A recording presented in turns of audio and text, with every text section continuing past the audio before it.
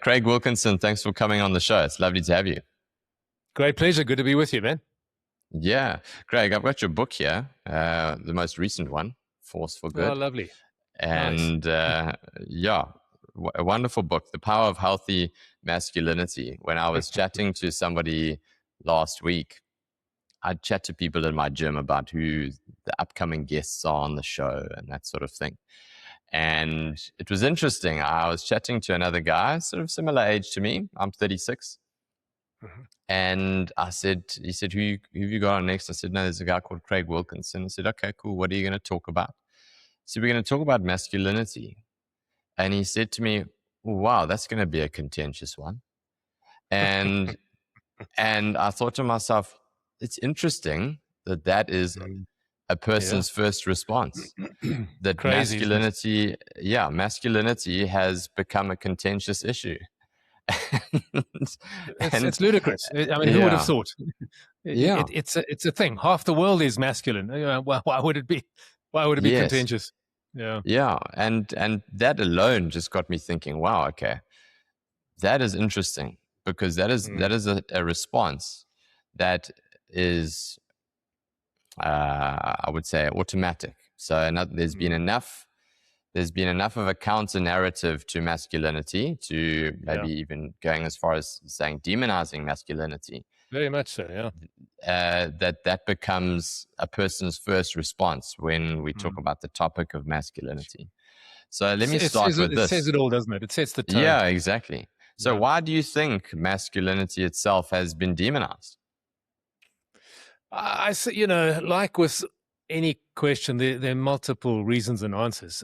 I mean, one could say it's a backlash against masculine abuse. One could say that the feminist movement, which started off as a beautiful thing and still is a beautiful thing in its proper form, in many ways has gone way too far.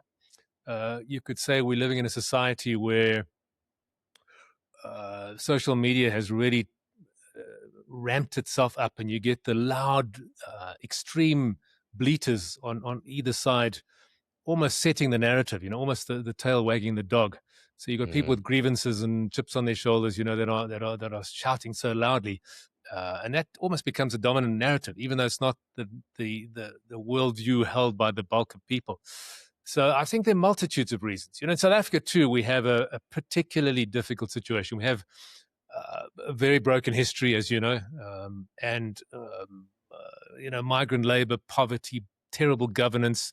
Backlash from years and years ago of apartheid. So you got a lot of broken families, and you got one of the worst situations of fatherlessness and gender-based violence in the world.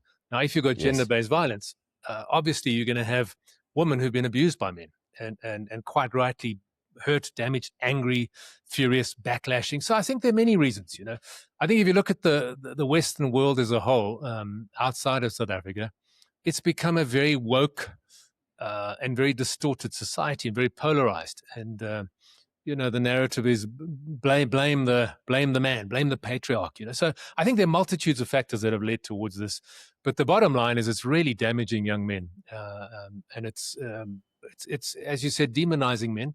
And a lot of young boys are growing up very much on the back foot. I often ask guys at schools when I do talks, would you put out on social media, "I'm proud to be a man"? And they say, "Oh, no, I couldn't do that," And that's very sad. If you're a man, you're a man. What else can you be? And you should be able to be proud of being the man you are. But there's a sort of a shame attached. So I think there's been a lot of things leading up to it. But the bottom line is, it needs to be countered with the truth. Yeah, the irony of that, picking up on the feminist movement, which I would say it unfortunately gives a bad reflection on the feminist movement, because that in all rights is a tremendous thing, to fight for equality. 100%. And equality of opportunity. So every human should have the opportunity to be able to decide for themselves what they would like to make of their life.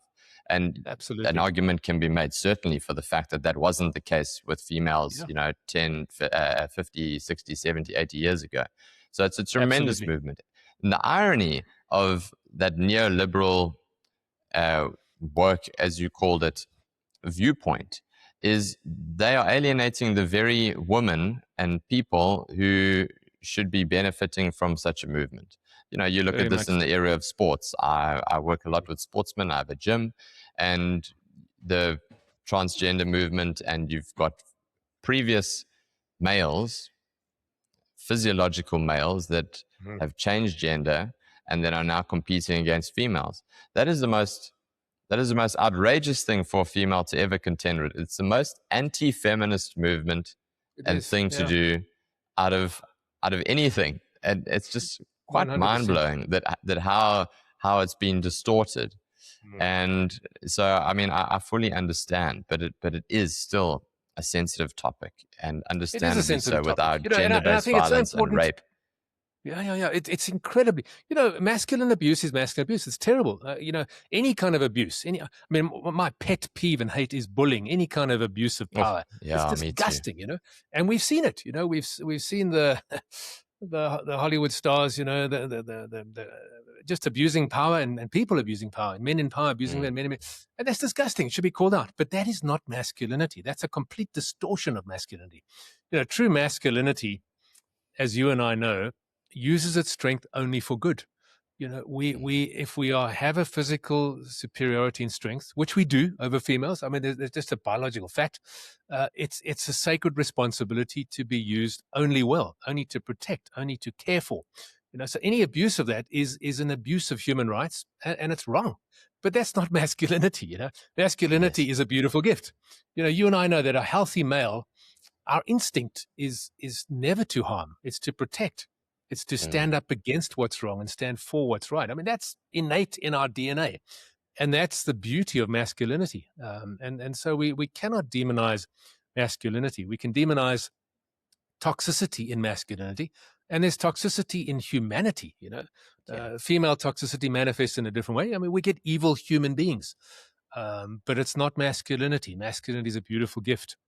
But of course, it Yeah. can go wrong. But so can It anything can go go wrong wrong. in humanity. Yeah, Exactly. It's like throwing the baby out with the bathwater.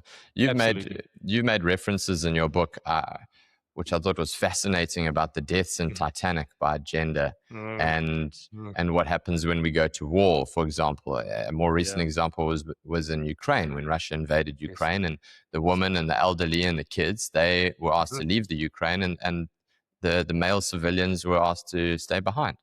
Stand up. And Right. yeah, exactly. So it's something that is often easily forgotten, Mm, that it becomes a convenient conversation to have when you use it to advance your own opinions and agenda, but yes. then it doesn't get played out across history and No. society, where that masculinity has been required and has Mm, actually done a tremendous service to humanity and to mm. females, elderlies, and children. So, And can you continues to do elaborate on so. that story for me in the book Well, I mean, about the Titanic? young men, it's particularly teenage boys, they need to be affirmed in their masculinity. They need to be said, guys, man, in your DNA is a rich heritage of heroism. And I say to young guys, look, wherever you come from, where's Africa, Asia, Europe, Eurasia, wherever, you don't have to look far back to find heroes in your ancestry, and that's in your DNA. And then I use the Titanic as an example. I say, statistically on that boat, I think 19% of the women on the boat drowned, and well over 70% of the men drowned. And I say to the guys, look, if masculinity was toxic, there probably wouldn't have been a single female survivor, because the men would have just used their strength to fight for the place in the lifeboat, toss the woman overboard, and take control of the lifeboats. But they did the very opposite. They actually literally gave up their places in lifeboats to save women and children. I mean, that's a beautiful demonstration of what masculinity is. I've got the strength, but I'm going to use it in the service of others. I mean, that's beautiful. So to Yeah. say that masculinity is toxic, it's a ridiculous claim when you look at a story like that. As you say in Ukraine, I mean, in Russia, the tragedy of that thing, over 1 million soldiers killed in defending, and Yes. you look at industrial accidents, over 95% of industrial accident deaths are men. You look at the roads that we drive on, the buildings we occupy, vast majority built by men. those who extract oil. And it's not saying men are superior to women at all. We're saying we are of equal value, worthy of equal opportunity, but we're different, and that difference is beautiful. And we need each other. Men need women, women need men. And, we need to co-create our world together as equals, but stunningly different. Absolutely. One of my favorite quotes out of your book, I'll read it here. A truly dangerous man is the one who has conquered himself. And so there's two parts to this. Number one, what strikes me is that in any quest, it comes down to the conquering of oneself, because our greatest obstacles will always be the ones that we have to overcome internally. So that is the first point to that. The second point is the framing of a truly dangerous man. That might, to the layperson, be interpreted as something that is not ideal, and one might be quite forgiven for erring on that side of the spectrum, given our history with domestic violence and gender-based violence and rape, etc. But can you explain to me why you've decided to use that dangerous man as a framework? Because I think it's an incredibly powerful and positive thing. Very much so. A man who's not dangerous at all is pretty much useless. And I say that when I say danger, I mean competent, strong, disciplined, able to bring value to the world. So in other words, he's not dangerous to himself. He's not dangerous to women, to children, to other men. He's dangerous to whatever threatens them. So, we're living in a world where there are many battles to fight. There's racism, there's sexism, there's abuse, there's poverty, there's breakdown of family. There's so many things that are wrong in the world. And a dangerous man is someone who has the power and the ability and the will to fight against those things that are wrong. So, if I'm a passive man who really has not stepped up to the plate and become everything that I can be, I'm just a passive participant in this world. When evil happens, I do nothing. When racism takes place in front of me, I'm silent. When a friend beats up his girlfriend, I say nothing. I'm passive and I'm not dangerous. That's not a good man. A good man is someone who says, and from sport and gym, every man, I think, has a sacred responsibility to develop himself to his fullest potential. Physically, physically, you don't know about the stats, that the average grip strength of a man now is considerably less than it was 20 years ago, a young man. So physically, we've allowed ourselves as men not to be as fit and as strong. Emotionally, we've become quite passive and disengaged. We interact with the world through virtual reality as opposed to real. We break up with our girlfriends by sending an SMS instead of having the guts to confront. So in so many ways, we as men have and human beings have allowed ourselves not to develop to our full capacity. That's mentally, that's spiritually, that's physically, that's emotionally, our EQ, our ability to communicate, our courage.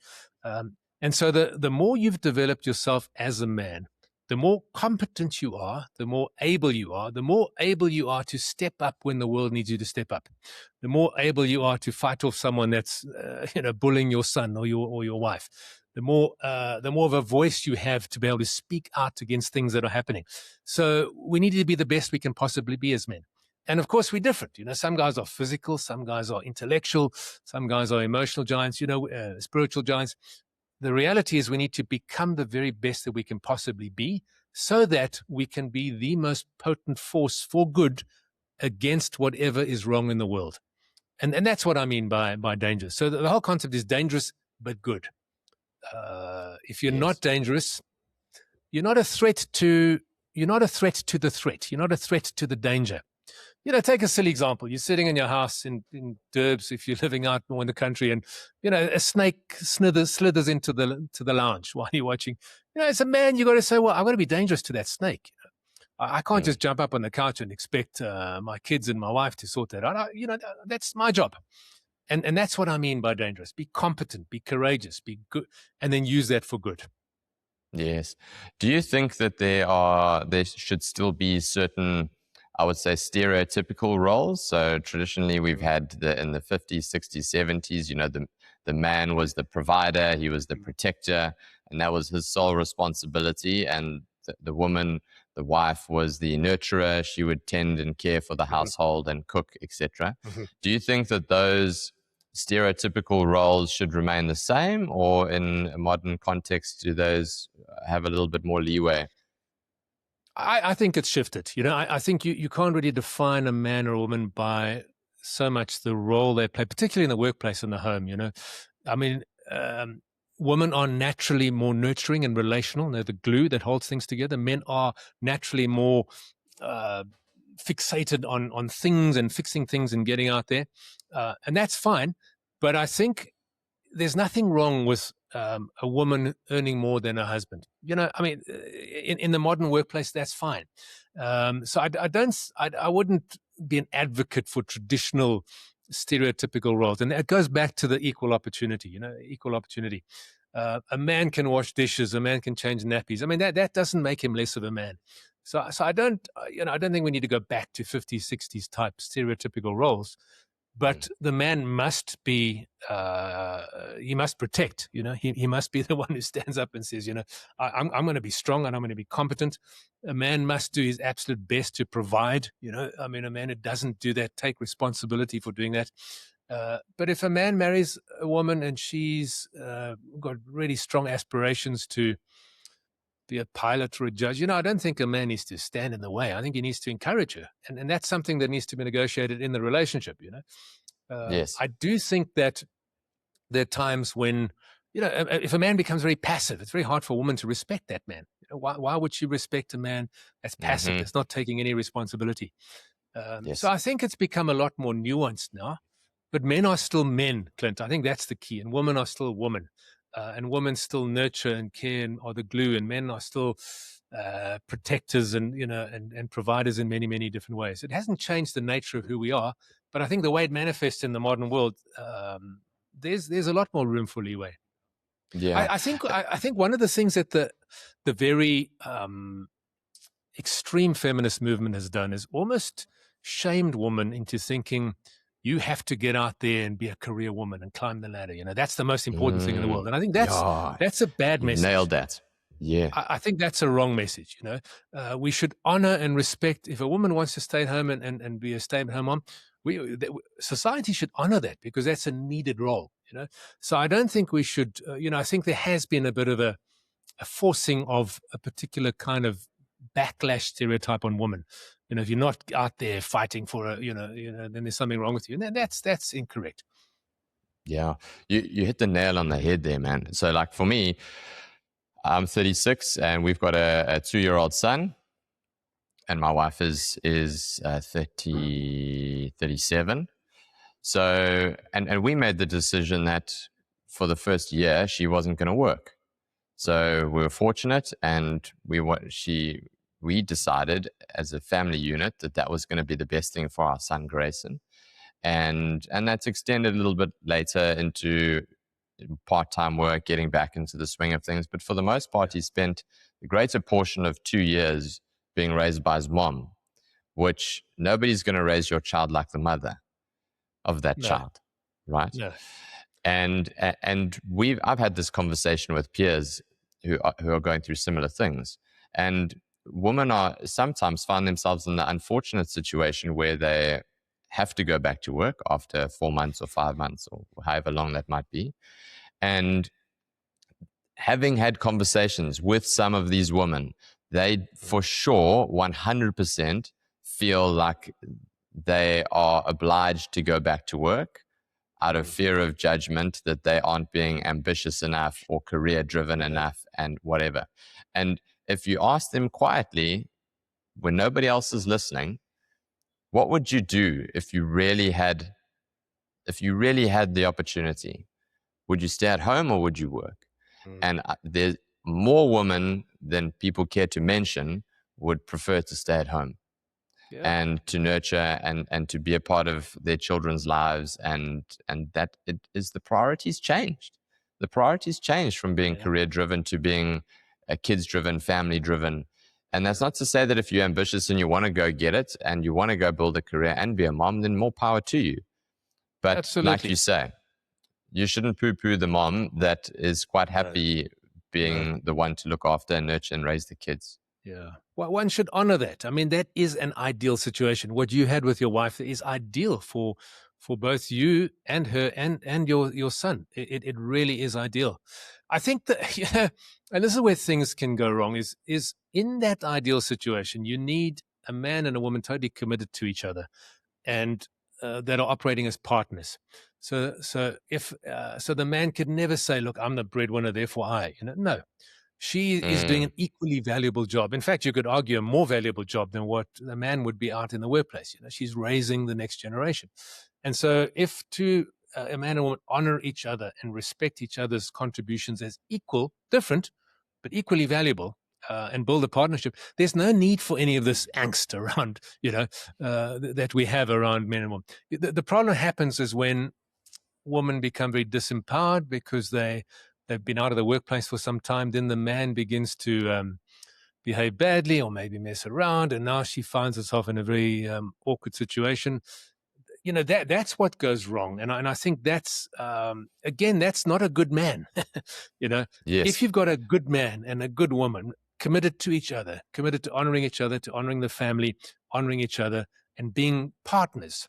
So the unpaid labor that the woman would do, the wife would do at home, is honored just as much as the paid labor that the man does at work. They're considered equal partners. That's when you have a beautiful and ideal situation. Yeah. And I think, would that be then an example of unhealthy or toxic masculinity? So where the male tries to, he has enough leverage to then start to throw his weight around and Absolutely. abuse that leverage. That's completely toxic. That's the abuse of economic power, which is a form of domestic abuse. It's psychological and it's wrong. And that would be bullying, really. That is bullying. 100% bullying. Yeah. It's a misuse of position. Yeah. Yeah. So any And then, misuse of power, whether it's economic, psychological, physical, it's abuse.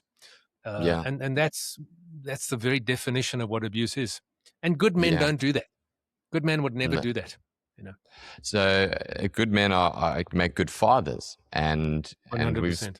and in your book you share this wonderful story of when your son was turning 13, and you asked other father figures and male role models to offer some advice. Can you elaborate on that story? Because I just thought that was so beautiful and so pertinent, Yeah. because guys don't speak about this enough, eh? Yeah, no, we don't. Look, the previous book I wrote was called Dad, just how to be the father your children need. And I was a single dad for many years. And I have a son, a grown-up son. He's now 31. My daughter's 29. And we, by the grace of God, have the most beautiful relationship with both of them. Yeah, I mean, that was a story that taught me a lot too. It was, my son turned 13, and in so many cultures and throughout history, men have inducted boys into adulthood through what they call a rites of passage, and we've lost that. Some cultures still do it, but often it's just a token thing. So I decided to just get 8 or 9 mates, just men who I respected and were good friends, and I knew were good role models, and we took Luke away for the weekend. And I asked them to prepare a message, just a message of wisdom from an older man to a younger man. And if they did bring a gift, that the gift would represent the message that they brought. And we had the most remarkable time. We 9 of us went away into Magaliesberg Mountains. Stayed in a chalet. For instance, I got Luke 3 gifts. I bought him he loves crystals and minerals and stuff. So I bought him this crystal, and I had carved into it a cross, representing our Christian faith, and then the words "no limit." And this was the one gift I said, look, I said, son, there's no limits. You've got unlimited potential. It's up to you to realize it. I bought him a ceremonial sword, and I said to him, you're going to have to fight for what's right. Things don't come easily. Life is tough. And as a father, I give you permission to fight for what's right. This sword represents, and I gave him a compass, and the compass represented his true north. And I said, you need to find a set of values that you're going to adhere to and stick to, and that's your compass.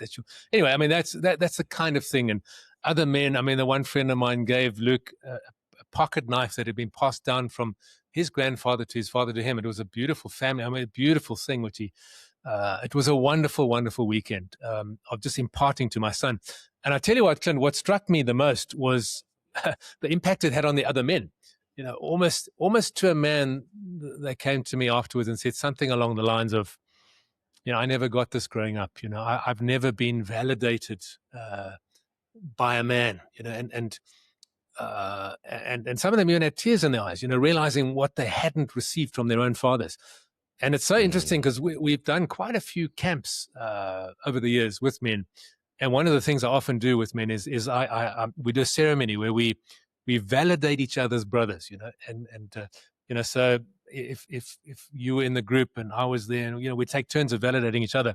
You know, I would put my hands on your shoulders and say, Clint, man, I see a man. I honor you as a man. As a man, I see you and honor you as a man amongst men, you know, and I bless you, you know, and I tell you what, almost inevitably, they're tears. You know, men are just like, wow, I've never had this.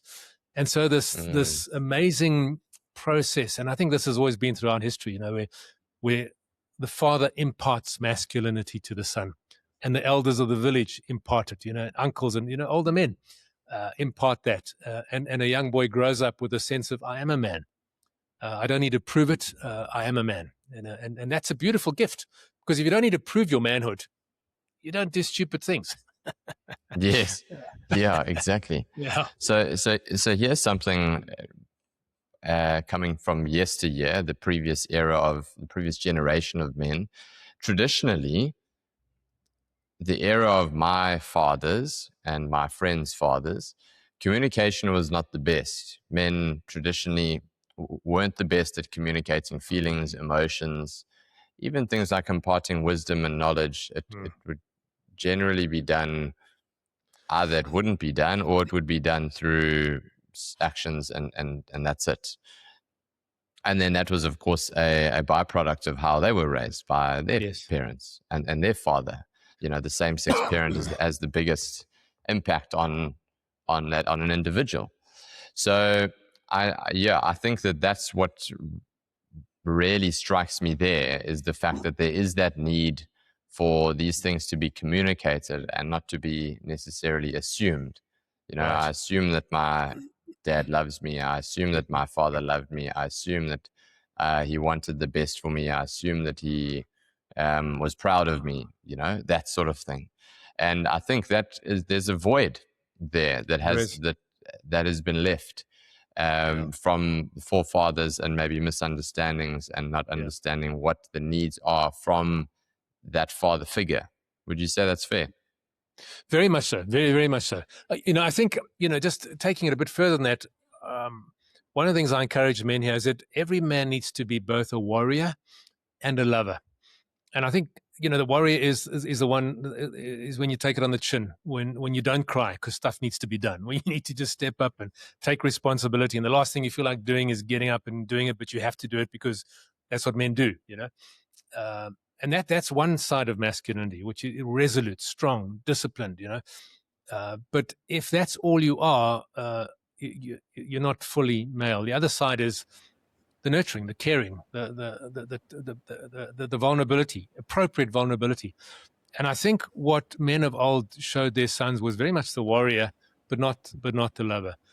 I think the pendulum could swing where men are now showing, you know, too much of just the soft, caring side, but not enough of the resolute, discipline side. And both are so crucial. You know, men need to show both. So we need to discipline our sons and our daughters in a different way, and lead by example as a man who is disciplined and who takes care of himself mentally, physically, who takes care of, you know, that's the warrior.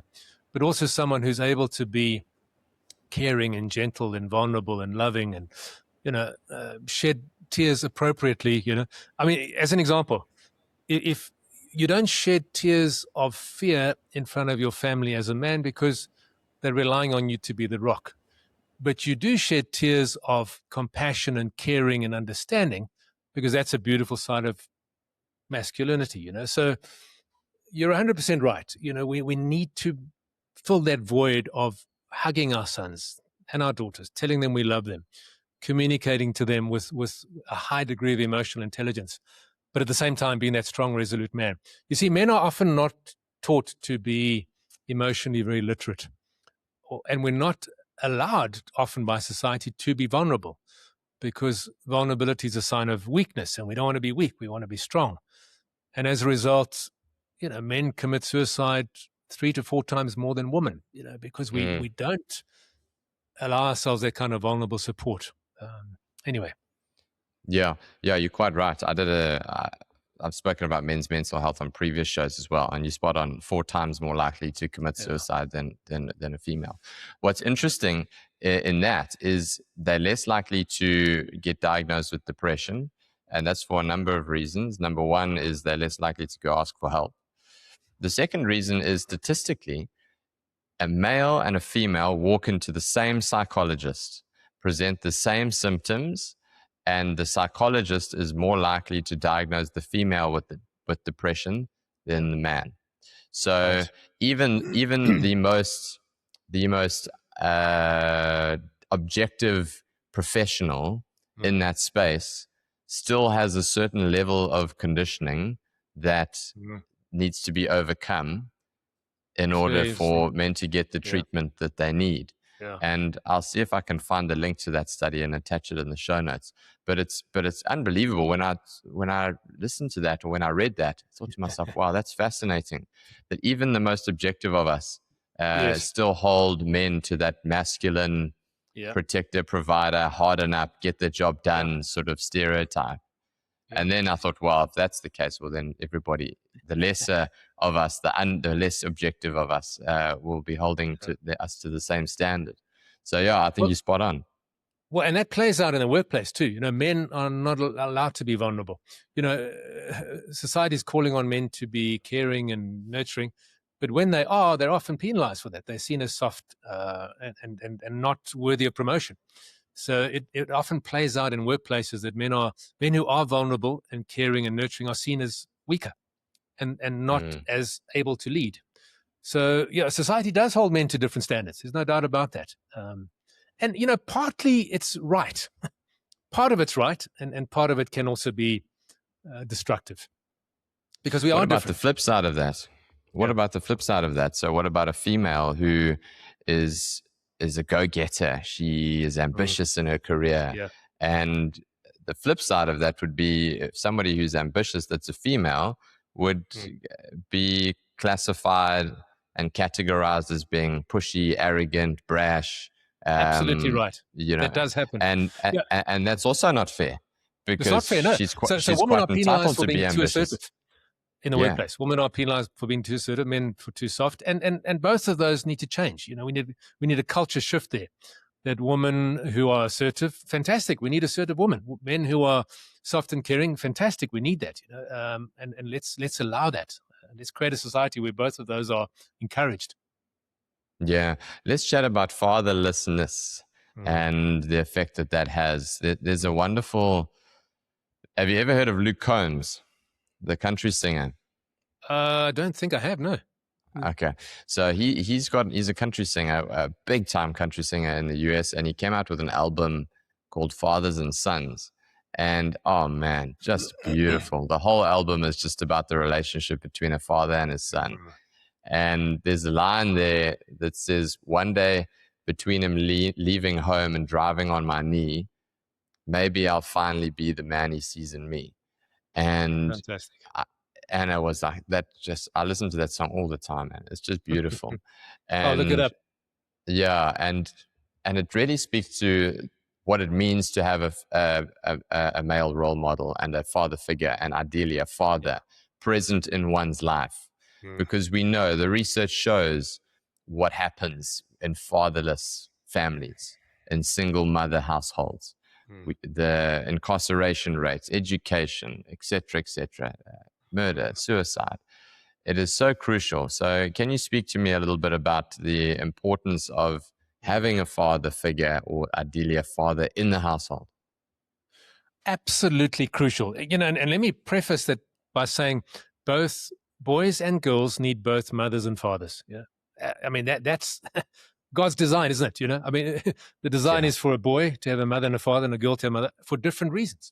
For the first period of a boy's life, he's very much mommy's girl. He's feeding on the breast if the mom breastfeeds, and he's very much, but pretty soon the boy starts to develop his rambunctious tendencies, the need to roughhouse and get out there and explore, and and the mom's natural tendency is to protect. Now, if you look at the very core question at the heart of every boy, and of you and I as men, the question is, do I have what it takes? I mean, that's such a fundamental question. Do I have what it takes? Am I the man that this world expects me to be? Can I be the husband, the father, the leader, whatever it is, and he brings the question to his father. The young boy brings the question to his father, because the father's the one that validates to his son, you've got what it takes, my boy. So a son needs to test his strength against the father. A son needs to be set boundaries by his father. A son needs to realize that I have strength and I need to use it, but there are limits within which it must operate, discipline. And the father's responsible for that. You think about a young boy, he goes to he wants to climb a tree. He goes to his mom, hey, mom, I want to climb that tree. The natural instinct of the mother is to say, no, it's dangerous, Now, if the boy's asking the question, do I have what it takes? The message he often gets from his mom, and this is not malicious from her or her fault, is, no, you don't. Let's rather be safe, The mom will make the kid the sandwiches. The dad will say, make your own sandwiches. The mom will say, don't climb the tree. The dad will say, climb the tree. And both of those are so beautiful, because the mother provides a safety and a nurture and a love, an unconditional love. Whereas the father takes the son beyond that and provides discipline and boundaries, masculine modeling, and the message to the son is, be the cowboy, get out there, do it, but there are limits to that. I often use the example of a car. When a car is a beautiful gift to all of us, we use them, but it's very dangerous. If you misuse a car, if you drive it incorrectly, too fast, under the influence, you don't stop at a traffic light, it's dangerous. So you need someone who knows how to drive a car to teach you how to drive a car. You can't learn how to drive a car by watching a YouTube clip or reading you need someone in that car driving. Now, masculinity is the same. Beautiful gift, but can be dangerous, and every boy needs someone who knows how to drive this thing called masculinity, to deal with testosterone, to deal with masculinity, what it is, who's walked that road to teach the young boy how to walk the masculine road. In other words, how to drive this car called masculinity. And that's got to be an older man. I mean, very much preferably the biological father, but it can be a stepfather, it can be a grandfather, an uncle, it can be a series of people, an older, a coach, a male coach. That's why sport is so powerful. But that role of the father in his son's life is absolutely indispensable and crucial. As for the young girl, a young girl, a father is a young girl's first love, first romance. And how that father treats the mother, how that father treats other women, shows to the young girl the value of woman, because she looks to him as her first love, as this man who sets the bar, and how he pursues her heart and loves her and nurtures her and creates a protective environment, both physically and psychologically, has a massive role in that young girl's development. So fathers are absolutely indispensable, to put it in a nutshell. Yeah, and it's truly the most rewarding thing a person can do. It is. You're experiencing that right now, Clint. It's beautiful. It is, man. And you share a lovely story in your book. Your daughter's name's Blythe, eh? That's right, yeah. Yeah, I mean, can you share that story with me, the story about her heart? Oh. And then what she said, if you can get through it, because reading that, I was like, oh man, this is hectic. Pulled on my heartstrings. It was quite a not a turning point, but quite a forceful moment in my life. I think she was 1.5 or 2 years old, and doctors said that she needed heart surgery because she had a small hole in one of the walls of her heart. And luckily, it wasn't open heart now. I mean, the technology is amazing. It's a catheter that goes into the vein and pops up this device, But the day of surgery came, and she was quite understandably very nervous, and so was I as a father. The heart you have for your kids. And so I went to the doc and I said, Doc, would you mind if I carry her into surgery just to alleviate her fears? And, once she's under anesthetic, obviously I'll leave. And he kindly allowed me to. So I had to mask up and everything. And they allowed me to carry her in, and even she was in my arms when they put the gas mask over her face, and she fell asleep in my arms, and I handed her over to the doc, and operation was a great success, hour and a half, 2 hours. And when she came around, I was in the recovery room, and it was a great success. She was out the next day running around. But a month later, we were at my house and having a braai, and a few friends were standing around on the outside in the grass, and she was standing next to me, holding onto my leg. And one of my mates said to her, "Blythe, I believe you were in hospital recently." and she looked up at him. She said, "Yes." She said, "My heart was broken." And then she said, "But my daddy fixed it." I tell you, it was the gift it gave me was the gift of seeing myself through her eyes. I was her hero. She saw me as the man who fixed her heart, even though I wasn't. And I realized that I did hold her heart in my hands, in many ways. That how I pitched up as a dad and how as a man would have a huge impact on her heart. And same for my son, So it was a real powerful lesson for me, that. Powerful. Yeah, it comes back to that line that I read you earlier. Maybe I'll finally be the man he sees in me. And I mean, I think that's every father's dream, right? We all think about what we used to see our fathers, the way we used to see our fathers when we were kids. And you thought, Jesus, bloke is just indestructible, that you're like you say, your first hero. Yeah. And then to think and internalize that is now happening with me and has happened with you, that we are now those heroes. And then your son, when he decides to have kids, then that, if he hasn't already, then that will be the same for him. And it's just the most unbelievable thing. And Grayson, now being 2, just over, he's now starting to do all the things that dad's doing. So he watches me mow the lawn. So now he's got his little lawnmower, and every day for like the last week, all he wants to do is mow the lawn. And it's just the best feeling, eh? It's just the best lovely feeling. And it's we play golf with this little golf. Yeah. And that's it. And it is the biggest responsibility that a person can ever have. It really, really is. And, we play golf, and I'd hit the golf ball around a little plastic stick and a little plastic ball. And he always, Dada, golf, let's go find the golf ball.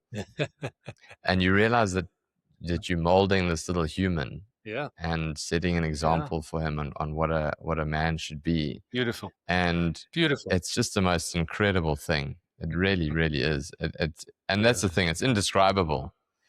You can't describe it to somebody who hasn't been there yet. There's just a depth to it that there are no words to describe the depth to which that goes. It's just the most remarkable thing. So yeah, but then with that comes massive responsibility. I think huge. Jordan Peterson said something along the lines of, we must wish for as much adventure and responsibility as humanly possible. I'm paraphrasing, but that is parenthood in a nutshell. And you could make it more specific to the context of this conversation. That's fatherhood, the biggest responsibility you can ever undertake, and the greatest adventure. It is. And Clint, for me, it was the greatest inspiration too, because your kids need you, and they don't just need you to provide, they need you to be the best version of yourself you can be, because you're modeling it to them, and so the inspiration is, become the man you want your daughter to marry one day, become the man you want your son to become one day. I mean, and if every man did that, wow, I mean, how beautiful would this world be, if we use the inspiration of being the best version of ourselves possible, so that our kids can model that. I mean, that's the way to go. Exactly. So listen to this, man. This is it's like you've listened to this song before without having actually listened to it. So the final line at the end of the song, the man he sees in me, with Luke Combs, he says, after, to give you context, maybe I'll be the man he sees in me one day, when between him leaving home and driving on my knee, maybe I'll finally be the man he sees in me. And then the song ends by saying someday when he's driving home with his son on his knee, well, I hope he's trying to be the man he sees in me. And it's exactly what you've just referred to there. And it's just Beautiful. it's just beautiful, man.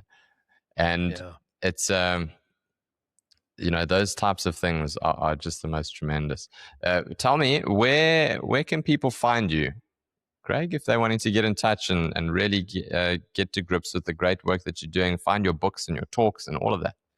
Sure. Well, Craig at Craig Wilco, WILKO.com, Craig at CraigWilco.com, and also the website, Craig Wilco, www.craigwilco.com is a website. I mean, these books are available at all exclusive bookstores around. The dad book, not so much, that I deliver. But please reach out, send an email. Yeah, I got the book from Exclusive Books, The Force for Good. And you've got the podcast as well. Do you still do the podcast?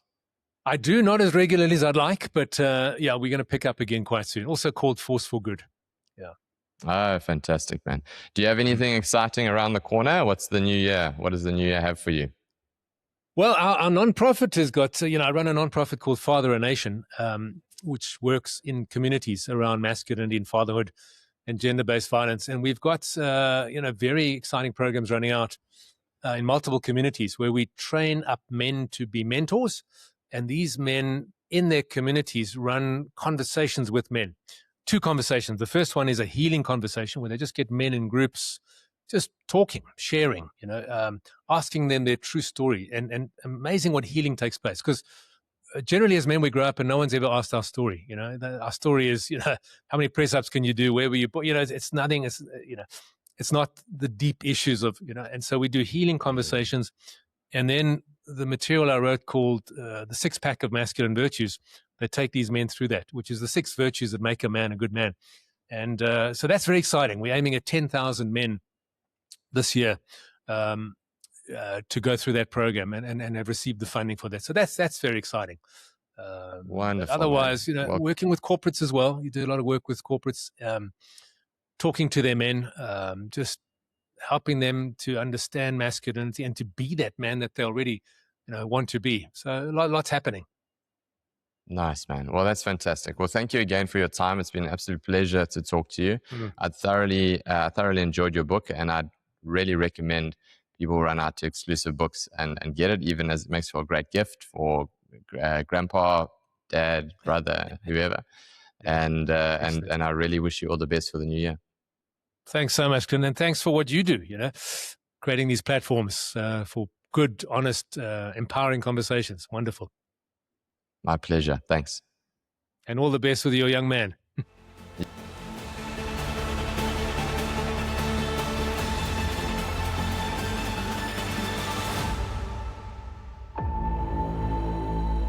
Hey everyone. A huge amount of work and effort goes into producing this podcast, whether it's from the research going into the episode, whether it's finding the guests coming to the location or them being online, to producing the content, edited and putting it in a format that is conducive to your ears and your eyes. And it goes a really, really long way if you can just do me one thing in return for this free content: share it. Share it far and wide, and if you find an episode useful, send it to someone who might feel the same way. That's all. Thanks a million. See you next week.